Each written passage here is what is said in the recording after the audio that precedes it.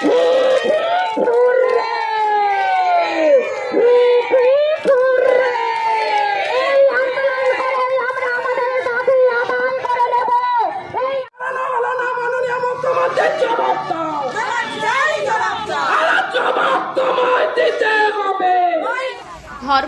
আশা কর্মী ও আইসিডিএস কর্মীদের ওপর রাজ্য পুলিশের নির্মম অত্যাচার ও তাদের গ্রেফতারের প্রতিবাদে আশা ও আইসিডিএস কর্মীদের পথ অবরোধ ও বিক্ষোভ মিছিল আরামবাগে।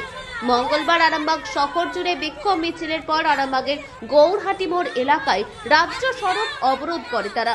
তাদের দাবি 2024-এর রাজ্য বাজেটে মুখ্যমন্ত্রী মমতা বন্দ্যোপাধ্যায় লক্ষ্মীর ভান্ডার সহ বিভিন্ন প্রকল্প ও পেশার জন্য বেতন ও টাকা বাড়ালেও তাদের জন্য কোনো রকম বেতন বাড়ানো ঘোষণা করেনি। তারা যেহেতু গ্রামে গ্রামে ঘুরে মানুষের স্বাস্থ্য ও শিক্ষার পরিষেবা দেন, তাই সরকারের উচিত ছিল তাদের বেতন বাড়ানোর। সেই দাবি তুলে প্রতিবাদ জানাতে গতকাল কলকাতার ধর্মতলায় আন্দোলনে সামিল হয় রাজ্যের বিভিন্ন প্রান্তের আশা কর্মী ও আইসিডিএস কর্মীরা। অভিযোগ, গতকাল সেই আন্দোলনে রাজ্য পুলিশ সেই মহিলাদের ওপর নির্মম অত্যাচার করে, সাথে তাদের মধ্যে 50 জনকে গ্রেপ্তার করে নিয়ে যায়। গ্রেপ্তার হওয়া মহিলাদের মুক্তির দাবি সহ পুলিশের অত্যাচারের প্রতিবাদে মঙ্গলবার আশা কর্মী ও আইসিডিএস কর্মীরা আরামবাগ জুড়ে বিক্ষোভ মিছিল করে রাজ্য সড়ক অবরোধ করে। পরে গ্রেপ্তার হওয়া মহিলাদের ছেড়ে দেওয়ার খবর এসে তারা পথ অবরোধ তুলে দেয়।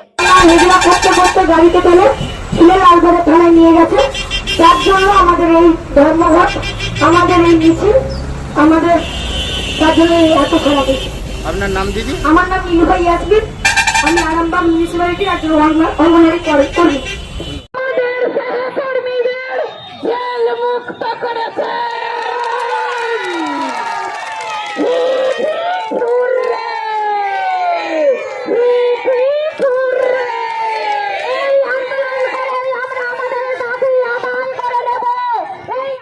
মেন হচ্ছে আমরা 19 সালের পর থেকে দিদি আমাদের কোনো রকম ভাতা বৃদ্ধি করেনি। এত বড় বাজেট পেশ হলো যেখানে অন্যান্য কর্মীদের রূপশ্রী, লক্ষ্মীশ্রী, যুবশ্রী সমস্ত কিছুই বাড়ালে, কিন্তু এই আমরা গ্রামে যেসব মেয়েরা পরিষেবা দিই, স্বাস্থ্যমূলক পরিষেবা, শুধু এমনি পরিষেবা না, একটা গুরুত্বপূর্ণ স্বাস্থ্য মানেই হচ্ছে মানুষের জীবন, এটা আমরা বুঝি, সেই মানুষকে আমরা বাঁচাই। সেইখানে আমাদের কি দিদি একটু বাজেট পেয়েছে, আমাদের বেতন বৃদ্ধি করলেন না। এই জন্য আমাদের দিদির প্রতি ধিক্কার। কেন দিদি আমাদের কথা বিবেচনা করলেন না? আমরা কি দিদির কর্মী নয়? মাননীয় মুখ্যমন্ত্রীর উপর আমার কোনো রাগ নাই, কিন্তু আমাদের কথাটা বিবেচনা করা তার দরকার ছিল। আর হচ্ছে 19 সালের পর থেকে আমরা যেই দেশটা করে ডিউটি করি, সেই দেশটাও তখন তো আমরা পাইনি। তাহলে আমাদের প্রশ্ন, দেশটা কি একবারে শূন্য হয়ে গেল অর্থের দিক দিয়ে? আমরা কি যে দেশটা করে ডিউটি করব, সেই দেশটাও কি আমরা পাবো না? তাহলে পয়সাগুলো যাচ্ছে কোথায়? এইটাই আমাদের প্রশ্ন। অথচ দেখুন, আমরা কিন্তু কোনো কাজ অর্ডারে, যে সমস্ত কাজ অর্ডারের বাইরেও আমরা কিন্তু কোনো কাজ করবো না, এখনো পর্যন্ত আমরা বলি না। আমরা সমস্ত কাজটা নিজের জীবনকে বাজি রেখেও আমরা কিন্তু পরিষেবা মানুষের দিচ্ছি, কিন্তু অর্থের দিক দিয়ে আমরা একদম জিরো। কেন কেন কেন্দ্রই বলুন, রাজ্যেই বলুন, আমাদের কেন বেতন বৃদ্ধি করলেন না? এত বড় কেন্দ্রের বাজেট পেশ হলো, যেখানে রাজ্যের বাজেট পেশ হলো, আর আমরা কেন অর্থের দিক দিয়ে জিরো হয়ে গেলাম? এই কারণে কি করছেন?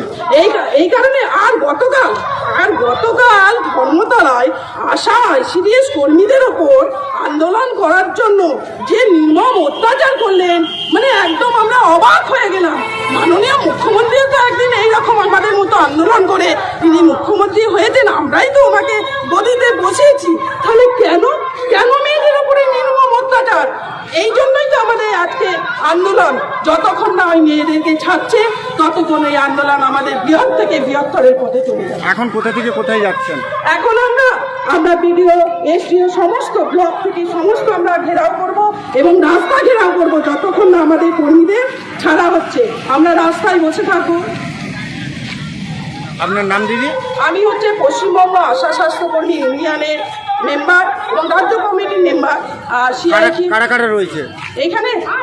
5-6টা ব্লকেরই মেয়ে এখানে আজকে সব আশা করবেন? সব আশা আইসিডিএস, শুধু আশা না, আশা আইসিডিএস যৌথভাবে আমরা এটা আন্দোলনটা করছি। ধন্যবাদ দিদি।